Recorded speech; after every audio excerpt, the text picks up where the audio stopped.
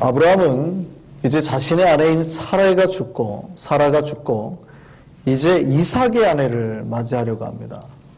특별히 독자 이삭을 끔찍이 사랑했던 아내, 또 엄마를 잃어버려서 더 이상 사랑받을 것이 없다고 생각할 이삭을 위해서 며느리를 맞이하려고 합니다. 근데 오늘 본문의 사건이 아주 좀 재미있는 사건입니다. 아브라함이 이 며느리를 찾는 일에 아주 계획적으로 철저하게 심혈을 기울여서 진행을 한다는 겁니다. 며느리를 찾는데 아주 자기의 노년의 전 힘을 다 쏟아요. 아브라함에게 이삭은 아들입니다. 아들이면서 동시에 아들 이상의 존재 의미를 지니고 있다고 제가 지난번에 말씀을 드렸죠. 이삭은 아주 독특한 존재예요. 아브라함의 아들임과 동시에 아주 독특한 존재 의미를 지닌 아들입니다. 그렇죠. 아브라함에게 원래는 아들이 따로 있었죠. 이스마엘이 있었어요. 그러니까 이스마엘도 아들이거든요, 사실은. 근데 이삭은 아주 독특해요. 자기 아들임과 동시에 독특한 다른 존재 의미를 지니고 있다는 얘기입니다. 자기에게 약속한 하나님의 모든 계획이 이루어졌다라는 증거물이 누구예요? 이삭이에요. 내가 네 후손에게 복을 주겠다고 해가지고 그 낳지도 못할 후손을 낳게 만든 사람이 누구예요? 사라의 몸에서 낳게 하겠다고 약속하셨으니까. 그게 이삭이잖아요. 하나님의 약속의 증거물이에요. 하나님의 복의 증거물이에요. 하나님의 언약의 증거물이에요. 이삭이. 그래서 하나님은 이삭을 통해서 하나님의 약속이 이 땅에 이루어짐을 계속해서 증거하게 되는 겁니다. 아브라함은 그걸 잘 알았어요. 그래서 하나님의 약속이 어디에 이루어져요? 이제 아브라함이 거하고 있는 그 땅. 그래서 지난주에 살펴봤죠. 그 땅을 취하기 위해서, 선취하기 위해서 뭘 샀어요? 막벨라굴을 샀잖아요. 이 열망입니다. 아브라함의 열망. 그 땅에 살고자 하는 아브라함의 열망. 하나님의 언약을 이루고자 하는 아브라함의 열망. 그래서 이삭을 통해서 이제 그 땅이, 이 땅이 이루어지는 걸 계속 봐야 돼요. 그러니까 자기의 종이었던 엘리에셀이 아브라함에게 그러죠. 5절에 보면 만일 제 여자를 데리러 갔는데 그 여자가 따라오러 가려고 하지 않으면 어떻게 할까요? 안 온다 그러면 어떻게 하죠? 그럼 차라리 제가 이삭을 데리고 거기로 갈까요? 그렇게 묻잖아요. 그러니까 뭐라 그럽니까 아브라함이? 그래라 그러지 말아라? 그러지 말아라. 그렇게 하면 안 된다. 절대 그렇게 하면 안 된다. 그 이유를 뭐라 그래요? 그 이유를 설명할 때 아브라함이 자기 언약의 기초에서 자기 종 엘리에셀에게 설명합니다. 7절 한번 볼까요? 7절 보세요. 6절 보면 아브라함이 내 아들을 그리로 데리고 돌아가지 아니하도록 해라. 왜냐하면 우리 7절 봅니다. 7절 보면 하늘의 하나님 여호와께서 나를 내 아버지 집과 내 고향 땅에서 떠나게 하시고 내게 말씀하시며 내게 맹세하여 이르시기를 이 땅을 내 씨에게 주리라. 그렇죠? 이 땅을 내 씨에게 주리라 하셨으니 그 다음에 그 밑에 한번 넘어가 볼까요? 네가 거기서 내 아들을 위하여 아내를 택할지니라. 만일 8절입니다. 여자가 너를 따라오려고 하지 아니하면 나의 이 맹세가 너하고 상관이 없나니 오직 내 아들을 데리고 그리로 가지 말지니라. 아브라함에게 이삭이 어떤 의미인지 아시겠습니까? 아들 이상의 의미가 있죠. 하나님의 언약이 이 땅 위에 실현되는 증거예요. 그러니까 이삭이 그 땅으로 가면 돼요. 여기서 이제 내 고향 땅을 말하는 거는 갈대우르를 말하는 건 아닙니다. 원래 아브라함이 갈대우르에서 나왔죠. 근데 갈대우르는 현재 이제 바벨론 땅 이 지역이죠. 거기가 아니고 하란 땅입니다. 하란 땅. 이스라엘 땅 위쪽에 있는 하란 땅. 여기를 말하는 거예요. 거기로 데려가지 말라는 거예요. 거기는 하나님이 약속한 땅이 아니니까. 그러니까 아브라함이 자신의 약속과 하나님 받은 언약이 자신과 자기 후손 대대로 어디에 살아야 돼요? 그 땅에 살아야 되는 거예요. 데려가지 말라는 거죠. 아브라함이 이삭의 아내를 찾는 기준도 바로 이 하나님의 언약 안에 있었습니다. 그래서 자신에게 약속했던 그 땅을 함께 누릴 언약의 자손. 그래서 이방 여인에게서 찾지 않았어요. 4절 보면 내 고향 내 족속에 가서 내 아들 이삭을 위해 아내를 택해라 그럽니다. 아브라함에게는요 자신의 자손이 하나님의 약속을 얻을 백성이어야 했습니다. 그래서 이방 여인을 받아들이지 않아요. 반드시 자신의 족속 중에서 여인을 찾으려 했습니다. 결혼이 그 일륜지 대사죠. 그래서 결혼할 때 여러 가지 복잡하고 어려운 문제들이 많이 있습니다. 결혼할 때 여러 가지 뭐 예단 문제로 많이 싸우고, 여러 가지 서로 간에 사돈 간에, 그러니까 남녀 간의 문제가 아니라 사돈지 간에 이게 대화가 안 되고 서로 싸워가지고 헤어지는 경우도 있습니다. 특히 신앙인들이 가끔 이제 힘들어하는 경우가 뭐냐면, 불신자 가정하고 이제 신앙을 가진 그 사돈이 되는 경우가 있어서 이것 때문에 이제 갈등을 빚는 경우가 많이 있죠. 우리 신앙인들에게는. 심지어는 헤어지는 경우도 있습니다. 물론 이왕이면 크리스찬하고 결혼하는 게 좋습니다. 그죠? 우리 청년들에게도 그렇게 제가 얘기를 하고, 이왕이면 믿는 가정하고 하면 더 좋겠죠. 그런데 만약에 그렇지 않을 때는 어떻게 할까요? 헤어져야 되는 걸까요? 기도하시는 겁니다.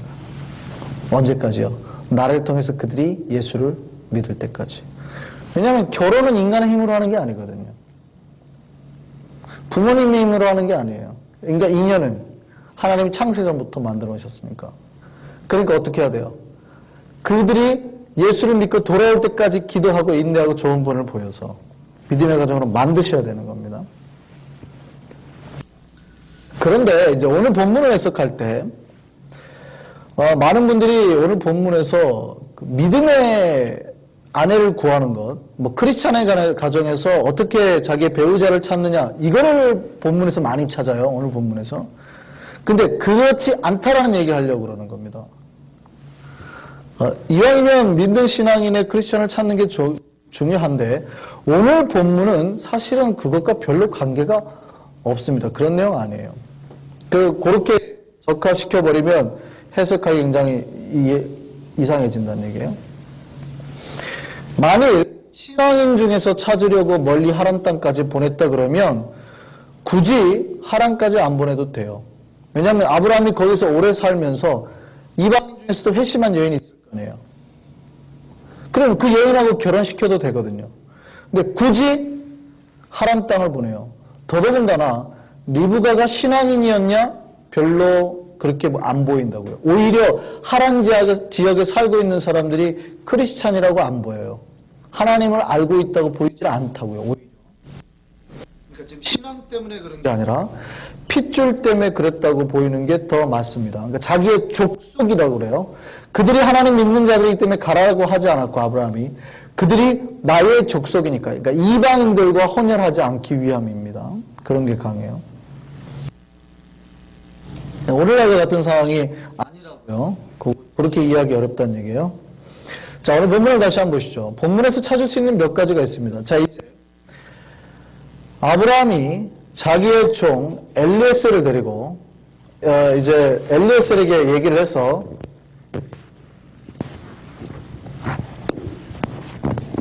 하란 땅으로 이제 보냅니다. 자, 오늘 본문을 보면, 자, 그 늙은 종이 나오는데요. 오늘 이 임무가 얼마나 막중한 임무인가 우선 보겠습니다. 몇 가지 오늘 본문에서 찾을 수 있는 의미가 있는데요. 아브라함은 그 자기의 집에 있는 늙은 종에게 이 일을 시켰습니다.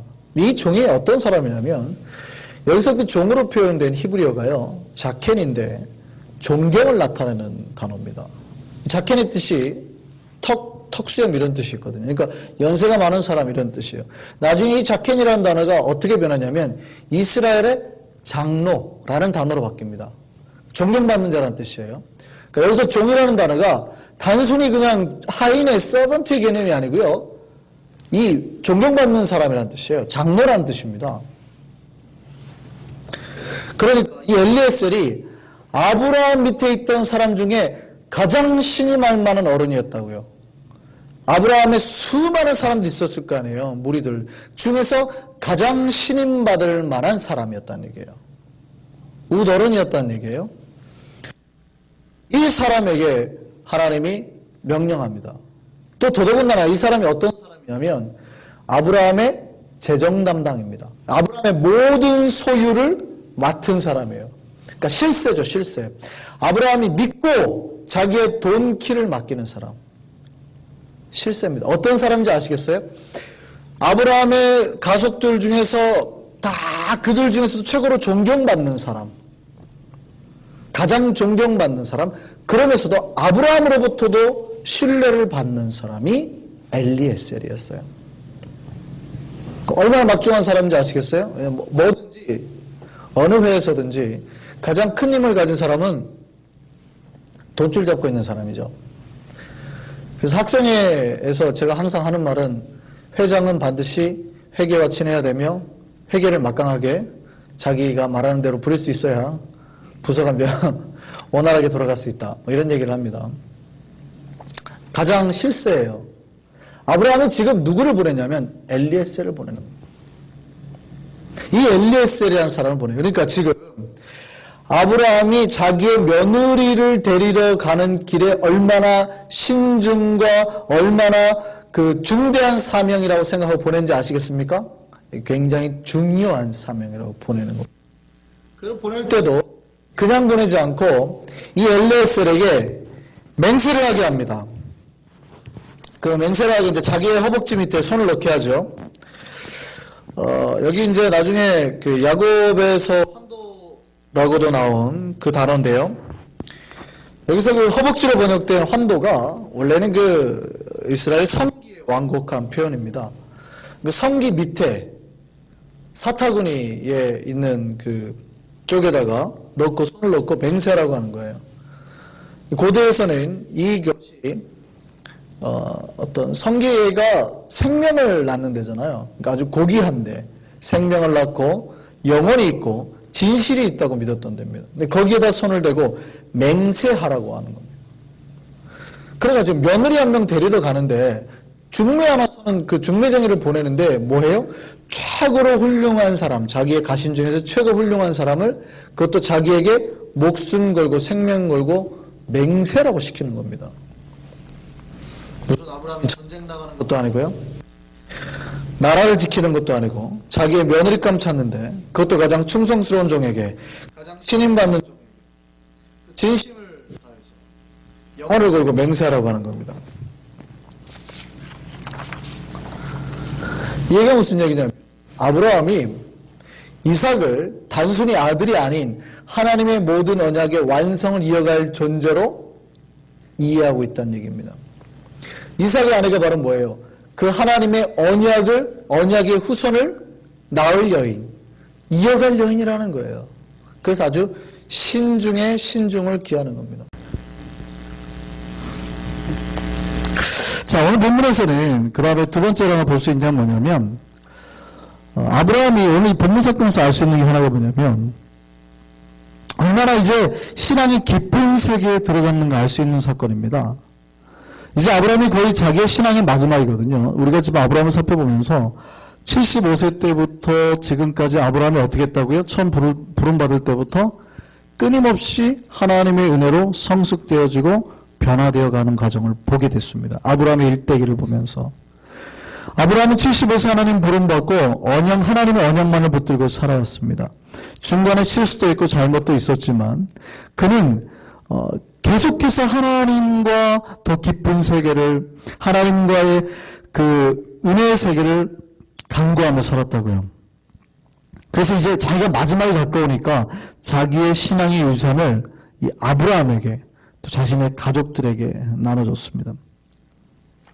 그래서 자기의 아들에게 그 위대한 신앙의 유산을 물려줬다는 사건을 어디서 알 수 있어요? 지난번 살폈죠? 창세기 22장. 모리아 산에서 이삭을 죽이려고 할 때. 제가 말씀드렸잖아요. 이 사건 아주 독특한 사건이라고요. 아브라함의 믿음의 마지막 시험 때이기도 하는데 새로운 언약의 시작인 이삭의 믿음의 시험 때이기도 하다고요. 이삭이 다 컸으니까. 아브라함이 묵는다고 이삭이 묶이질 않아요. 이삭이 나무짐을 지고 올라갈 정도의 장정이니까 아버지 뭐 하시는 거예요? 하고 이거 아버지 미치셨어요? 하고 줄 풀으면 그럴 수가 없어요. 근데 철저히 자기 목숨 바쳐서 간다고요. 그 새로운 믿음의 시대가 전환됐다는 것이고 아브라함이 철저히 자금의 믿음을 자손에게 잘 전달했다는 게 나타나는 겁니다.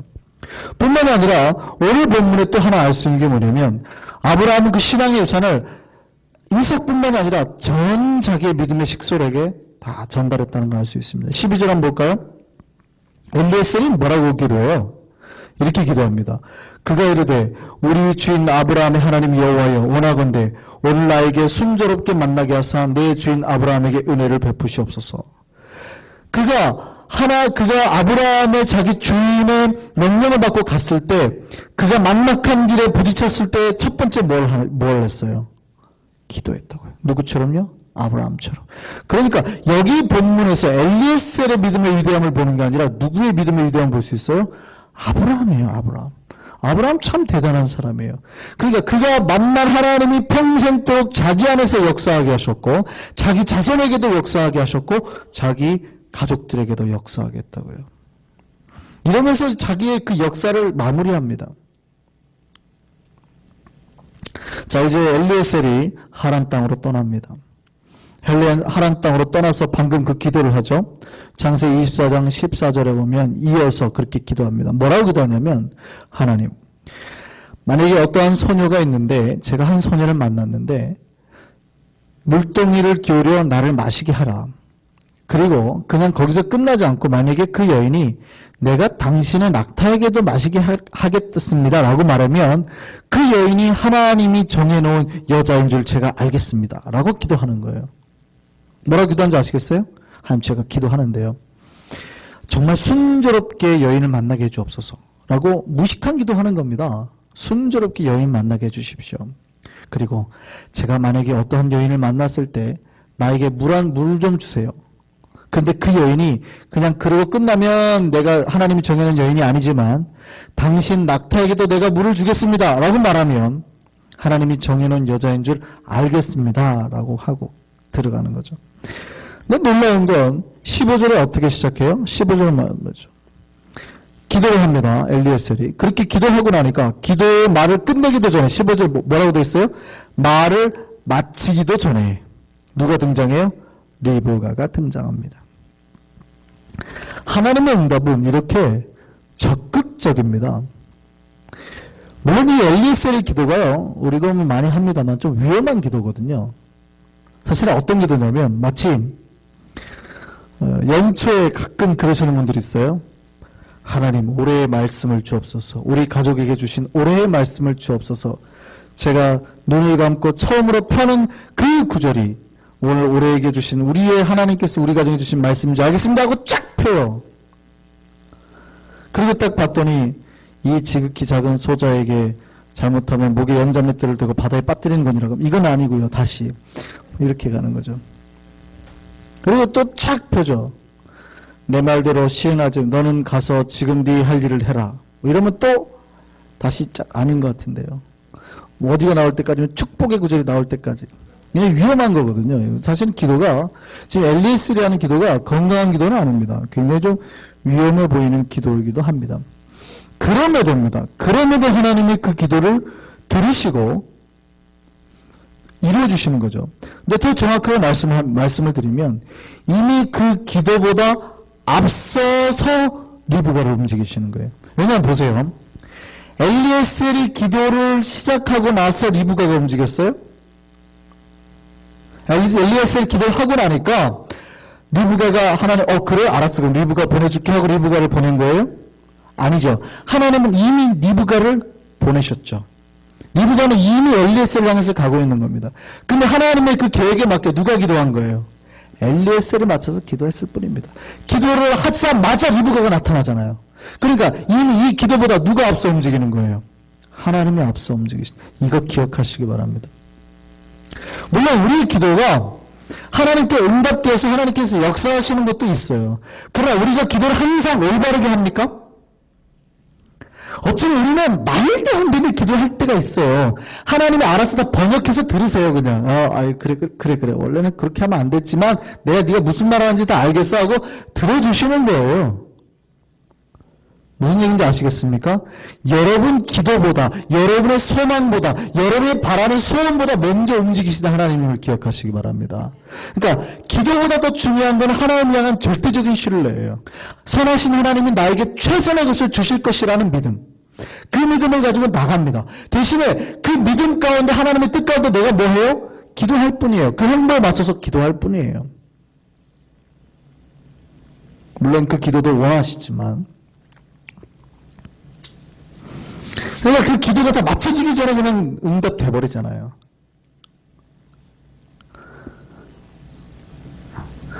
그리고 그 기도처럼 리브가는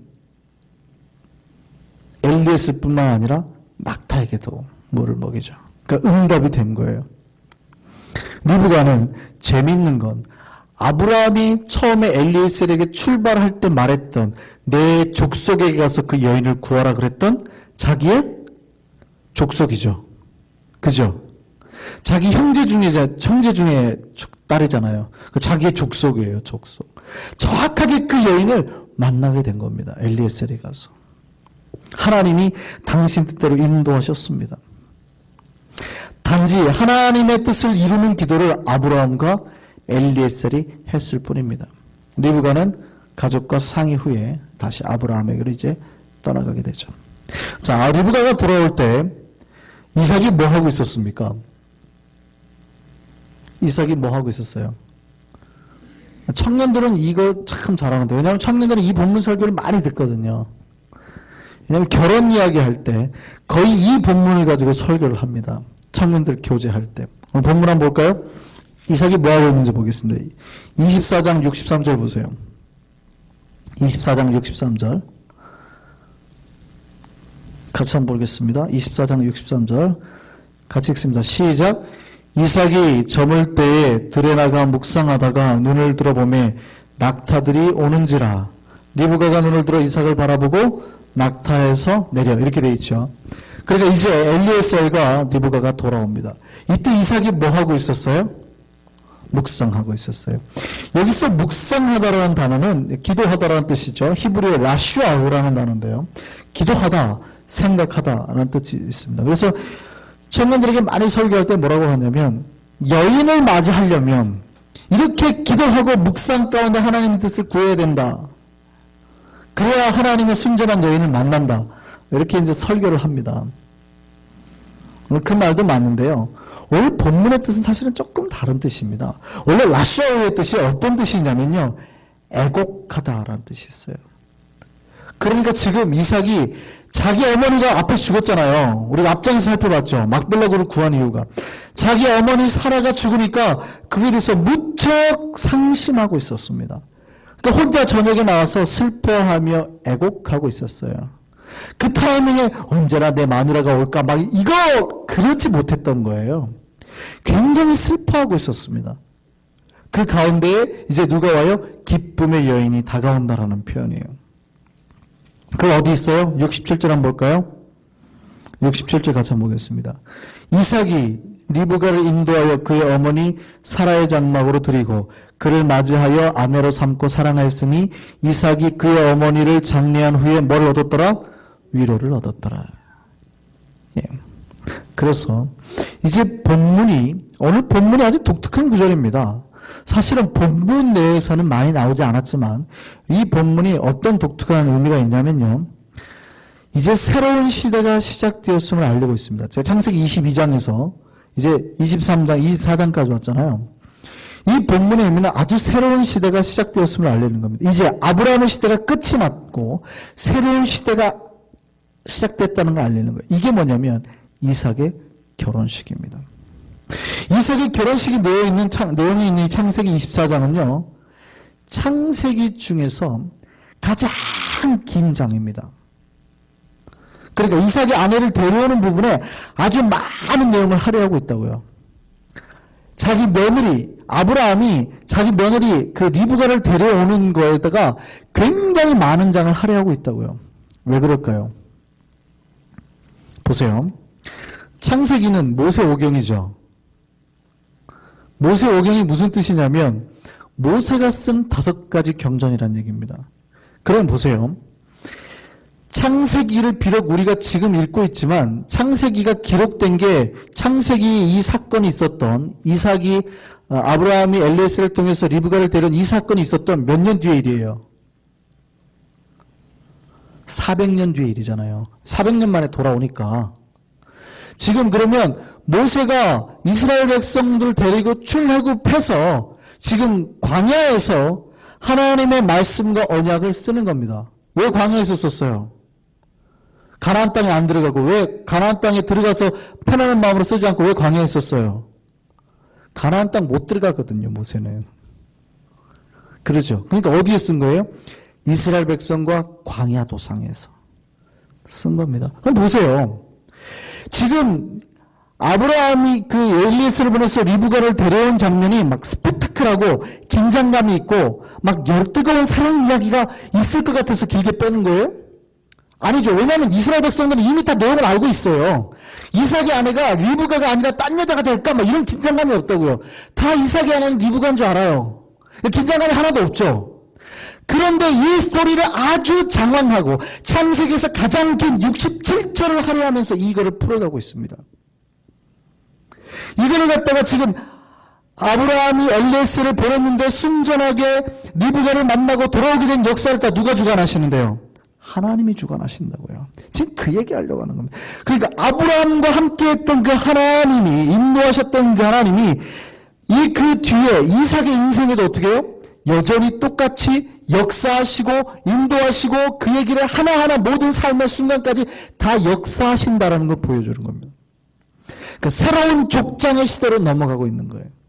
새롭게 역사하신 한 텀으로 넘어가고 있는 거예요. 무슨 얘기냐면 마치 신명기가 끝나고 여호수아가 시작이 될 때 하나님이 여호수아서 첫 장에 보면 뭐예요? 두려워하지 말라, 담대하지 말라, 역사하시고 군대 장관이 드러나고 뭐 가나안 땅 들어가기 전에 막 뭐 내가 너와 함께 있다 이거 보여주는 거잖아요.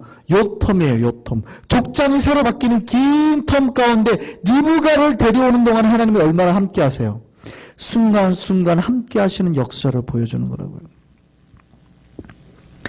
그러니까 하나님이 아브라함에게 약속하신 그 땅을 주겠다는 그 언약이 끝나지 않고 이제 하나님의 방식으로 태어난 이 이삭을 통해서 새롭게 이어가고 있는 걸 보여주는 거라고요. 그러니까 아브라함은 비록 죽었어요. 이제 아브라함은 죽을 거예요. 다음 장에 보면. 그러니까 아브라함은 비록 죽지만 하나님의 언약은 어떻게 해요? 사라지지 않고 자손 대대로 이어감을 보여주고 있는 겁니다. 하나님의 언약은 시대를 초월해서도 이루어지며 이삭이 태어나는 것과 이삭의 아내를 얻는 모든 순간에도 하나님이 이미 준비하셔서 당신의 뜻대로 이어가고 있음을 보여주는 겁니다. 오늘 창세기 20장이 가지고 있는 의미가 그거예요. 그러니까 하나님께서 인류를 구원할 당신의 계획을 단 한순간도 놓치지 않고 이어가고 있다는 걸 지금 오늘 본문이 창세기가 이야기하고 있다고요. 비록 믿음의 조상 아브라함이 죽으면 어떡하지? 이런 걱정할 수 있잖아요. 하나님은 그것과 관계없다고요. 그가 죽고 사라져도 그에게 약속하셨던 언약을 그의 대대로 자손에게 신실하게 이어가신다고요.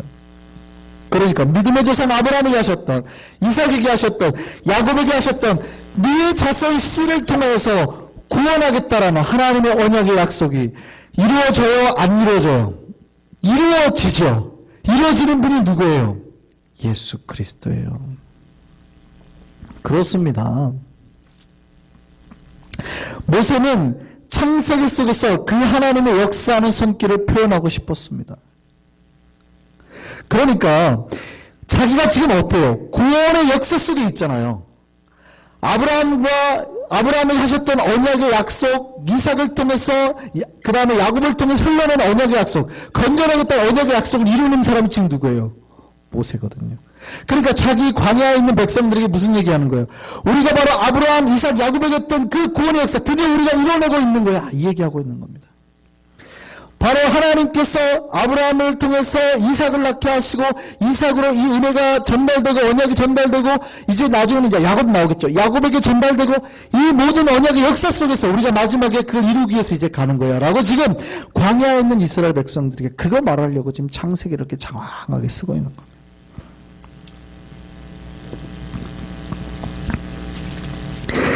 이 구원의 역사는 아브라함 때나 모세 때뿐만 아니라 하나님의 계시가 이루어질 그때까지 계속 영원히 이루어져 갈 거 선포하고 있는 겁니다.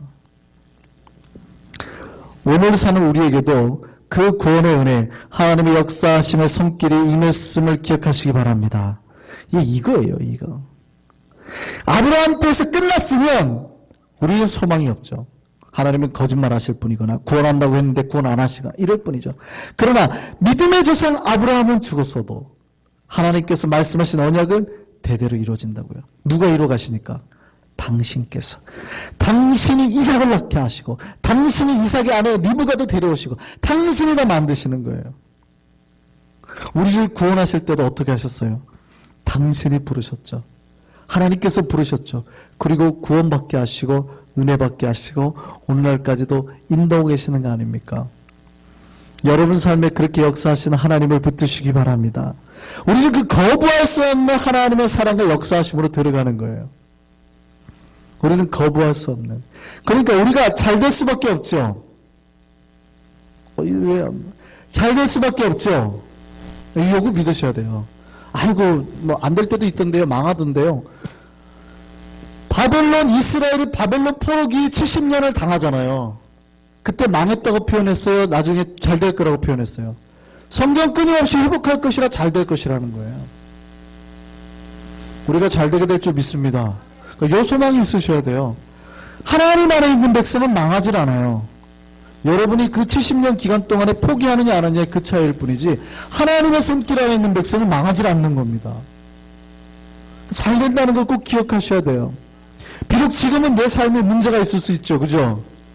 걱정하지 마세요. 비록 아브라함이 죽더라도 하나님의 언약과 사랑과 계획은 우리를 향해서 끊임없이 이루어지고 있다고요.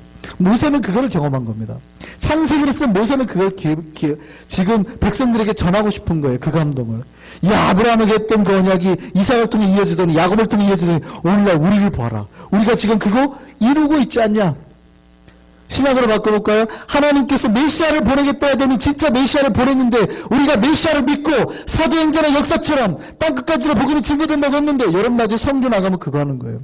하나님이 땅끝까지 이루어진다는 그 역사가 우리를 통해서 지금 오늘날에도 일어나고 있지 않냐? 똑같은 거예요. 우리를 통해서 우리 안성교회를 통해서 구원의 역사가 일어나고 선교 역사가 일어나고 생명의 역사가 일어나고 있지 않느냐? 모세가 이스라엘 백성에 말한 것과 똑같이 저도 여러분에게 말할 겁니다. 하나님의 계획은 한순간도 우리에게 벗어난 적이 없기 때문에 우리를 그렇게 회복시킬 하나님을 믿으시기 바랍니다. 그분이 여러분 안에서 날마다 함께하기를 간절히 바랍니다. 그분이 여러분의 하나님이고 그분이 여러분의 주인 되기를 바랍니다. 여러분의 사랑이심을 기억하기 바랍니다. 여러분 안에 만족과 행복, 기쁨이 넘쳐나기를 바랍니다. 하나님의 은혜 속에서 날마다 거닐 수 있는 저와 여러분 되기를 바랍니다. 기도하시겠습니다.